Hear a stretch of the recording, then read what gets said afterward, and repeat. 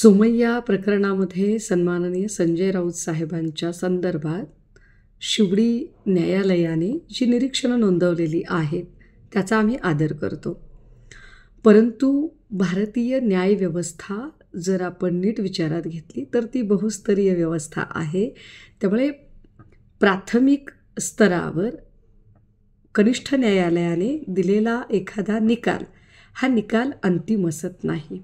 कदाचित आमच्याकडून त्या न्यायालयात बाजू मांडताना कुठे कमतरता राहिली असेल, एखादी त्रुटी असेल, अनावधानाने एखादा पेपर राहिला असेल, त्यामुळे माननीय न्यायालयाने निरीक्षणं नोंदवलेली असू शकतात. आम्ही त्या निरीक्षणांचा आदर करतो.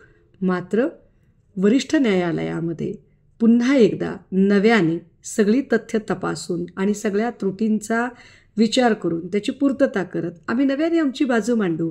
लगेचच काही म्हणजे आता सगळं संपलेलंच आहे आणि आता राऊत साहेब नसतील तर भाजपाला नाचायला रान मोकळंच असेल